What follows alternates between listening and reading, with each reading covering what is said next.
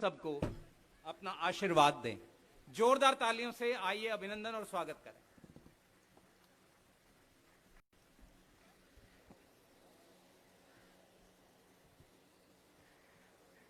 आज यहाँ पे आए हुए सभी महानुभावों को, भाइयों बहनों को मेरा नमस्कार, सबको मेरा प्रणाम। मुझे बेहद खुशी है कि ये आज वेस्ट टू एनर्जी प्लांट, कूड़े से बिजली बनाने वाला प्लांट और खाद बनाने वाला प्लांट शुरू हो रहा है। और इस मंडी में जितना भी डेली बेसिस पे कूड़ा जनरेट होगा, वो सारे कूड़े से रोज बिजली बनाई जाएगी।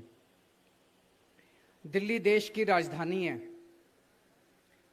राजधानी होने के नाते राजधानी जैसे दिखना भी नहीं चाहिए, उस लेवल की साफ सफाई भी होनी चाहिए।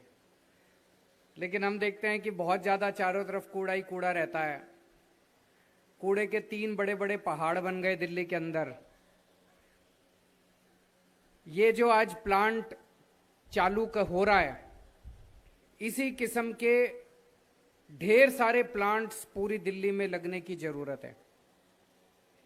ये छोटा सा प्लांट है, 15 टन कूड़ा कुछ भी नहीं होता। उससे 1500 यूनिट बिजली डेली बनेगी, वो भी कुछ भी नहीं होती। छोटा सा प्लांट है, लेकिन ऐसे छोटे छोटे सैकड़ों प्लांट पूरी दिल्ली के अंदर लगने की जरूरत है। तो एक तरफ कुछ बड़े प्लांट भी लगे हुए हैं वेस्ट टू एनर्जी के, वो भी अच्छी बात है। और दूसरी तरफ बहुत सारे छोटे छोटे प्लांट पूरी दिल्ली के अंदर लगेंगे, तो हम फिर ऐसी सिचुएशन में पहुंच सकते हैं कि दिल्ली का सारा कूड़ा, चाहे वो मंडी से निकले, चाहे घरों से निकले, चाहे दुकान से निकले, चाहे फैक्ट्रियों से निकले, सारा कूड़ा जो है वो फिर इन पहाड़ों पे नहीं जाना चाहिए। कूड़े के पहाड़ों पे एक भी दाना कूड़ा पहाड़ों पे नहीं जाना चाहिए। वो सारे के सारा कूड़ा डेली खत्म हो जाना चाहिए। या तो खाद बन जाए, या उससे बिजली बन जाए, या वो फिर ईंटा भट्ठे में चला जाए। कहीं ना कहीं उसका रिसाइकलिंग होना चाहिए, तभी दिल्ली आगे बढ़ सकती है। नहीं तो ये कूड़े के पहाड़ का तो कोई अंत ही नहीं है। आज इनका ये हाल है, 10 साल बाद और इतने ऊंचे हो जाएंगे। उसके बाद तो अब अपने को इसकी तरफ ध्यान देना पड़ेगा। और उस दिशा में मैं समझता हूं कि आज ये जो छोटा सा प्लांट शुरू किया जा रहा है, इसका बहुत बड़ा महत्व है। प्लांट छोटा है, लेकिन इसका महत्व बहुत बड़ा है। दूसरी चीज आज मैं इस मौके पे चर्चा करना चाहता हूं। अभी अपने नगर निगम के कुछ डॉक्टर हड़ताल पे बैठे हैं। उनको कई महीनों से तनख्वाह नहीं मिली। ये हम सब लोगों के लिए बड़े शर्म से डूब मरने वाली बात है। जिन डॉक्टरों ने कोरोना के टाइम पे अपनी जान की बाजी लगा के हमारे परिवार और हमारी रक्षा की, हमारा इलाज किया, हमारी सेवा करी, उन डॉक्टरों को कई कई महीनों तक तनख्वाह ना मिले, ये सही नहीं है। और बड़ा संवेदनशील मामला है। एक तो यह कि इस मुद्दे पे बिल्कुल राजनीति नहीं होनी चाहिए। किसी को कोई राजनीति इस मुद्दे पे नहीं करनी चाहिए। सबका प्रयास ये होना चाहिए कि उनको उनकी तनख्वाह कैसे दिलवाई जाए। इस पूरे मामले को मैंने समझने की कोशिश करी। एक तो ये पिछले कई सालों से हम देख रहे हैं कि नगर निगम में बार बार तनख्वाह देने के लाले पड़ जाते हैं। तनख्वाह, कभी सफाई कर्मचारियों की तनख्वाह नहीं मिली, कभी टीचरों की तनख्वाह नहीं मिली, कभी डॉक्टरों की तनख्वाह नहीं मिली। तो नगर निगम के अंदर ऐसे पैसे की इतनी कमी क्यों हो रही है, ये सोचने वाली बात है। इतनी पैसे की कमी क्यों हो रही है? कुछ लोग कह रहे हैं कि दिल्ली सरकार ने पैसा नहीं दिया।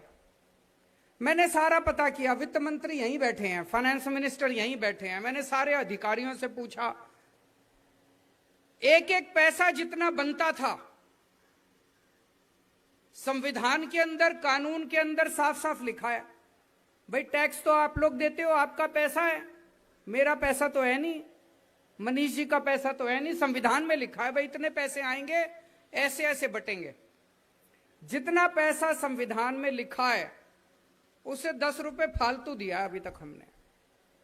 2013 में, 2014 में, हमारी सरकार तो 2015 में आई थी, 2013 में कांग्रेस की सरकार थी, 2014 में राष्ट्रपति शासन था, बीजेपी की सरकार थी। उन दिनों में जितने पैसे देते थे नगर निगमों को, हम लोगों ने उससे दुगने तिगुने पैसे देने शुरू कर दिए नगर निगमों को। तो वो पैसे कहां गए? 2013, 2014 के बाद नई भर्तियां तो हुई नहीं एमसीडी के अंदर, कोई कर्मचारियों की तनख्वाह भी नहीं बढ़ी दुगनी तिगुनी।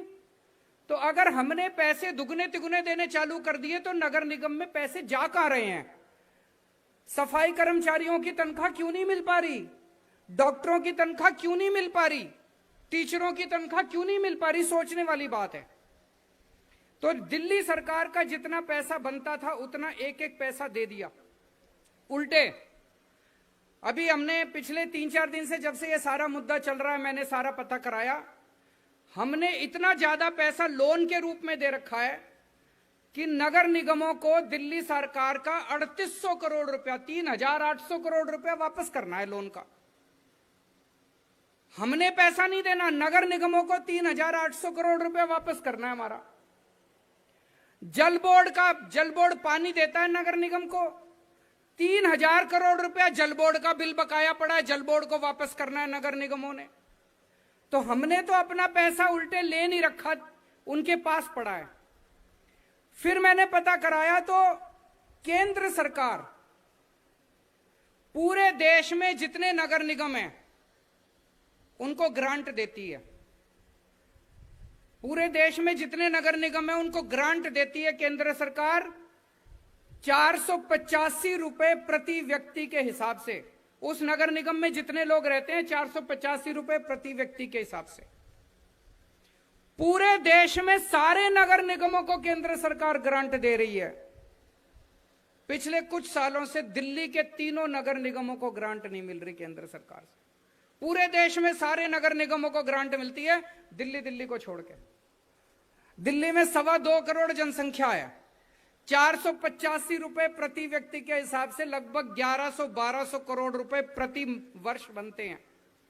10 साल के बन गए 12,000 करोड़ रुपए। 12,000 करोड़ रुपए केंद्र सरकार ने देने हैं नगर निगम के। केंद्र सरकार को देने चाहिए। अगर केंद्र सरकार पैसे नहीं देगी तो नगर निगम कैसे चलेंगे? पूरे देश के अंदर नगर निगमों को पैसा देती है केंद्र सरकार, दिल्ली नगर निगम को नहीं देती। ये तो गलत बात है। दूसरी चीज, मैं थोड़ी सी नगर निगम में चाहे किसी भी पार्टी की सरकार को हो, है तो अपने भाई, अपने ही लोग हैं, उनसे हाथ जोड़ के विनती करना चाहूंगा, थोड़ा सा सही से चला लो नगर निगम। ऐसे इतना मिसमैनेजमेंट, इतना भ्रष्टाचार जो नगर निगम में हो रहा है, ऐसे तो काम नहीं चल सकता। मैं आपको एक उदाहरण देता हूं। अभी मैं परसों एक फ्लाईओवर का उद्घाटन करके आया। ये सीलमपुर वाला फ्लाईओवर, शास्त्री पार्क वाला फ्लाईओवर परसों मैंने उद्घाटन करा। भाई साहब 303 करोड़ रुपए का बनना था, हमने 250 करोड़ रुपए में पूरा कर दिया। 53 करोड़ रुपए बचा लिए एक फ्लाईओवर में। और अभी तक 6 साल में जितने फ्लाईओवर बने हैं दिल्ली में, हर एक में पैसा बचाया है। किसी में 100 करोड़ बचाए, किसी में 125 करोड़ बचाए, किसी में 75 करोड़ बचाए, किसी में 50 करोड़ बचाए। हर फ्लाईओवर में पैसे बचाए और 1.5 साल में पूरा कर दिया भाई साहब फ्लाईओवर। और दूसरा फ्लाईओवर एक है रानी झांसी फ्लाईओवर, वो नगर निगम ने बनाया था। 2006 में चालू हुआ था, 2010 में बन के तैयार होना था। 2010 में की बजाय 2018 में जाके बन के तैयार हुआ। 14 साल लगा दिए एक फ्लाईओवर बनाने में, 14 साल। और हमने बना दिया 1.5 साल में फ्लाईओवर, उससे डबल गुना बड़ा। 178 करोड़ रुपए का फ्लाईओवर बनना था रानी झांसी फ्लाईओवर नगर निगम वाला। 178 करोड़ के बजाय 750 करोड़ रुपए का फ्लाईओवर बन के पूरा हुआ है। एक फ्लाईओवर में 550 करोड़ रुपए ज्यादा लगा दिए। कहां गए ये पैसे? कहां गए ये पैसे? सबको पता है कहां गए पैसे। तो भाई साहब इतने भ्रष्टाचार से, इतने मिसमैनेजमेंट से फिर जनता, आखिर जनता यही कहती है ना जी, कब तक दें टैक्स आपको, कितना टैक्स दें आपको? घाटे में ही चलेगा नगर निगम, फायदे में कैसे चलेगा? ऐसे तो नगर निगम नहीं चल सकते। आपको भ्रष्टाचार कम करना पड़ेगा, अब समय आ गया है। अब ये नहीं है भाई जब मर्जी पहुंच जाओ, पैसे दो जी, पैसे दो जी, पैसे दो जी। पैसे जा कहां रहे हैं? जनता ये पूछना चाहती है, पैसे जा कहां रहे हैं? डॉक्टरों को तनख्वाह क्यों नहीं मिल रही?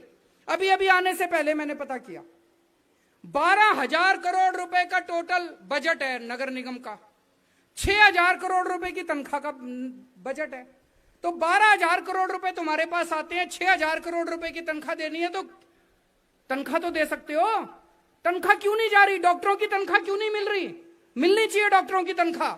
डॉक्टर क्यों बैठे हैं हड़ताल के ऊपर? उनको हड़ताल पे नहीं बैठना चाहिए, उनको हड़ताल की बजाय उनको अस्पतालों के अंदर बच्चों का इलाज करना चाहिए, हमारे परिवार के लोगों का इलाज करना चाहिए। तो मुझे बहुत दुख हो रहा है आज की डॉक्टरों को इस तरह से हड़ताल के ऊपर बैठना पड़ रहा है। मैं केंद्र सरकार से निवेदन करूंगा, इस वक्त अगर मेरे पास पैसा होता भाई साहब, दिल्ली सरकार भी इस टाइम बहुत ज्यादा घाटे में चल रही है क्योंकि कोरोना के टाइम है, कोरोना के टाइम में पैसा नहीं आ रहा, बिल्कुल टैक्स ही नहीं आ रहा हमारे पास, पैसा ही नहीं आ रहा हमारे पास। लेकिन फिर भी हम लोग किसी तरह से अपना मैनेज करके, ठीक मैनेज करके काम चला रहे हैं। अभी तक हमने तनख्वाह की किल्लत नहीं होने दी दिल्ली सरकार के अंदर, सबको तनख्वाह टाइम पे दे रहे हैं, टीचरों को, डॉक्टरों को, कर्मचारियों को, अफसरों को, सबको टाइम पे दे रहे हैं तनख्वाह, अच्छे से मैनेज कर रहे हैं हम लोग। हम रो नहीं रहे कि पैसे नहीं दिए, पैसे नहीं दिए। जो पैसा आ रहा है, जो जनता से पैसा आ रहा है, उसको ठीक से मैनेज कर रहे हैं। लेकिन मेरे पास, हमारे पास अगर पैसा होता दिल्ली सरकार के पास, मैं आज ही, चाहे संविधान में लिखा हो नहीं लिखा हो, जो मर्जी करना पड़ता मेरे को, मैं आज ही जाके डॉक्टरों की तनख्वाह दे आता। लेकिन हमारे पास पैसा नहीं है अभी, इसलिए मैं केंद्र सरकार से अपील करना चाहूंगा कि बेचारे डॉक्टर बहुत ज्यादा तकलीफ में हैं, उनकी कई कई महीनों से तनख्वाह नहीं मिली, उनके घर वाले उनका इंतजार कर रहे हैं, कोरोना ड्यूटी पे थे। ऐसे टाइम पे इनको तो हमें मेडल देने चाहिए थे, इनको मेडल देने की बजाय इनको हमने दुखी कर रखा है। तो केंद्र सरकार जो उनको 12,000 करोड़ रुपए देना है नगर निगम का, उसमें से थोड़ा सा पैसा दे दे ताकि डॉक्टरों की तनख्वाह दी जा सके और इस मुसीबत से हम डॉक्टरों को निकाल सकें। और नगर निगम को भी मैं कहना चाहूंगा कि थोड़ा सा ठीक से मैनेज कर लो, इतना भ्रष्टाचार ठीक नहीं है। बहुत बहुत